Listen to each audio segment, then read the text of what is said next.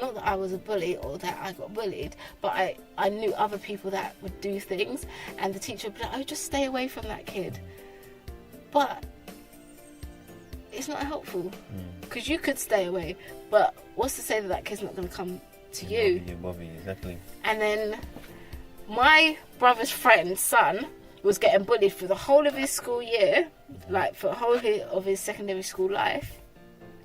And when he was doing his GCSEs, the boy bullied him, and the boy had enough and flipped and beat him up. Because he beat up the boy, they suspended the one that was getting bullied for all these years. They suspended him from school. But because he was a very smart kid and he got good exam results, they still wanted him to do his exams and submit it to the school. So he had to do his exams at home and send them to the school. Because he was very smart and got good grades, they wanted that on their records. But imagine, he's been complaining about this boy for all his life that he's been at school, and the one time he had a fight with him, he got suspended. Now, how is that fair? How is that fair? And another girl that went to Acacia School, she got thrown out because she had a fight with a girl, but a few girls jumped her. She got beaten up. Imagine a passerby on the street took her back to the school, and they called the police, but she got kicked out of school, but the other girl stayed. Any sense? This is what I'm saying. These kind of things are unacceptable. And they stop kids from wanting to report things. Exactly, because a passerby, a person on the street, brought the kid back to school, bruised and bloody, and they suspended her.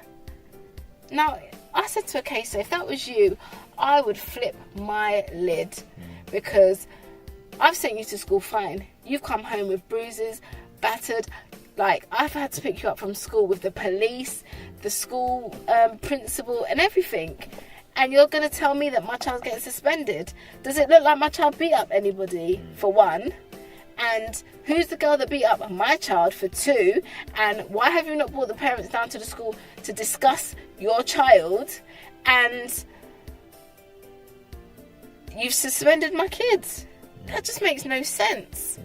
And this is why bullies get away with certain things, because you deal with it all wrong. Now, that girl should have been suspended, expelled, and gone to another school, but the other girl that got beaten up has gone to another school. And I just think, you're making this little girl feel that it's okay to do this to other children, because she knows that you're not going to do anything, and you're going to kick out the kid that got beaten up. I know I've got off the topic. It doesn't matter. What role do you think, this is the last question, right? What role do you think the social media has on image, in respect to female image? Yeah, I think that, because I'm not the slimmest person in the world, but I'm happy with my body. I don't think there's anything wrong with it. And I know my daughter, she's always like, oh, do you think I'm fat? I'm like, no, you're not. The thing is, like, nobody is, well, there might be some people, but nobody is as slim as they make out that you have to be. You don't have to be anything. You're your own person. You have your own body shape. There might be things that you don't like, but young girls need to realise that you're still growing. Like, there's still a lot more of you to become. Like a flower. A flower will sprout up, but it won't blossom until it's ready to. And that's how little children should be. Like, when you're a teenager and you're going through puberty and stuff, don't worry about what's happening now. Just worry about the finishing product, because when it finishes, you'll be a beautiful, young, thriving, person. There might be things that you don't like, but wait until you've fully grown, because just because you don't like it now because it's not the in thing now, who's to say that when you get to like 20 or 19 that you love that thing that you hated once before, because now it's fully developed and it's fully grown. And like, a lot of kids want to get surgery, like, I want to get bigger lips and smaller waist and all that. No, you just wait until you finish developing where you think, do I even need a smaller waist? Because your waist might be the right size for your body. And I just think that, like, your body will change all the time. Like, my body changed when I was pregnant. My body changed back to something else when after I had them.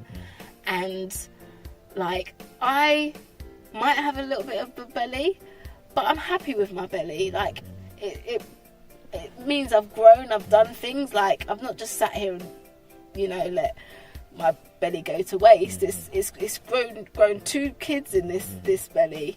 And yeah, it is a bit big, but I can look at this belly and think, I grew 2 kids in it.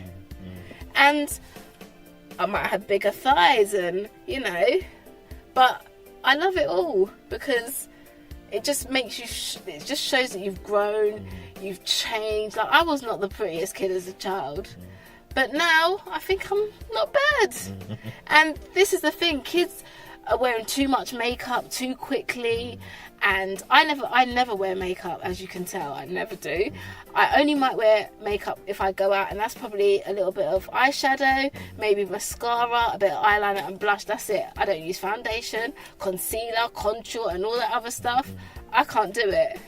And that's the thing, like, even if you want to be, like, everyone's talking about natural hair now, if that's what you like, fine, do your thing. If you want, like, weave, that's also fine, do your thing.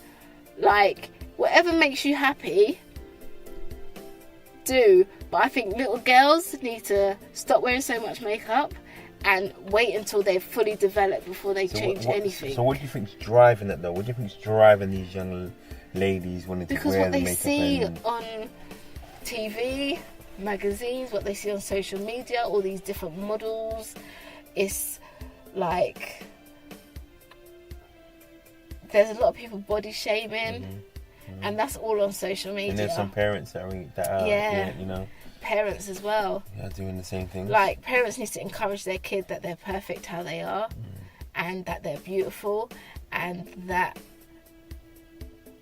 when you've developed, then, you know, everyone sees themselves differently. Parents need to encourage this more in their children, because if you're a parent that wears lots of makeup and, you know, do the whole thing, then your child sees that and thinks that's how she needs to be. But she doesn't. She's her own person. And I don't think parents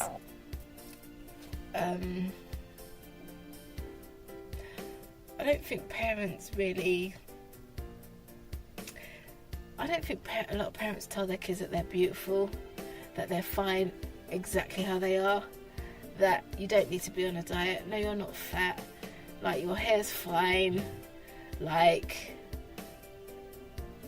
most girls are beautiful. And I don't think parents say that enough to their children. Now, I tell my daughters every day that you're fine, you're beautiful. Like, look at that. I say this because even when Casey said that boy talked to her, I said, well, you're not an ugly child, Acacia. So why would you not think this? Like, you're getting to that age now where boys might talk to you, but it's you're not an ugly child, so you need to expect these things, innit? When I was growing up, I didn't expect this because I just thought, oh my god, look at me. I'm a hot mess. I'm pale skinned. And yeah, I just thought, I'm so skinny, I'm pale skinned. I blatantly thought I was an ugly duckling. And it wasn't until I got older and boys started speaking to me that I thought, well, maybe I'm not that bad. But it shouldn't take that.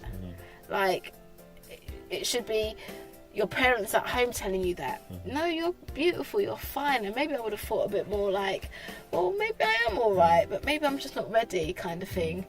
But so you're saying parents should do more of that so they don't have to go seek it out. Yeah, and that's why kids go to kids will say, oh, Mum, can I go here? You'll be like, yeah, of course you can go. Then when they go to their friend's house, they put makeup on and done their hair different and got different clothes, like these cycling shorts that I see people wearing and crop tops, and like, that's not cool.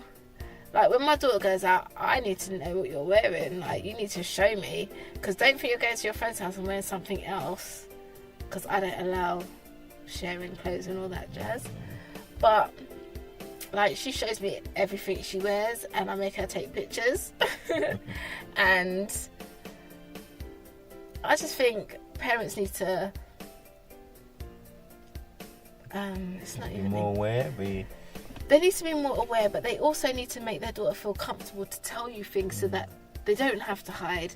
They don't have to sneak off to their friend's house. Because I even said to my sister, my daughter, that if you wanted to wear makeup, you can, but don't pile it on too much.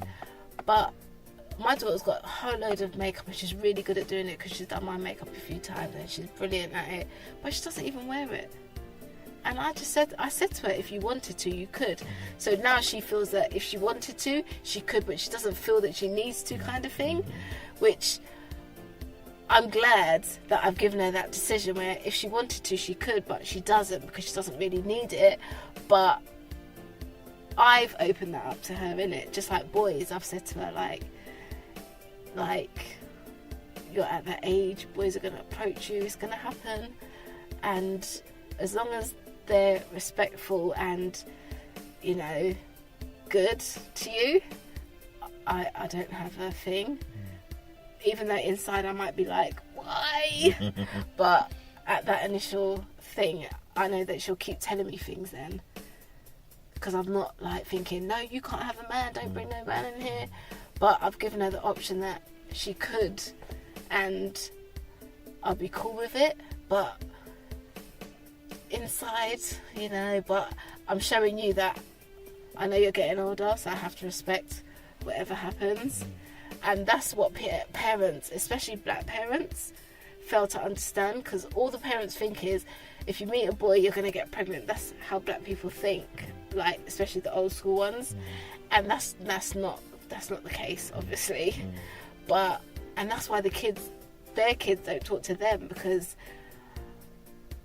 you know how they're going to react. So it's just best we just don't tell them. And that's why they hide and sneak around. But I don't want my daughter to hide and sneak around. I want her to be able to tell me things, to come to me, to ask me for advice, to ask me like certain things about boys, and I'd be able to help her. If I couldn't, then I'll say maybe go and ask your auntie, or you know.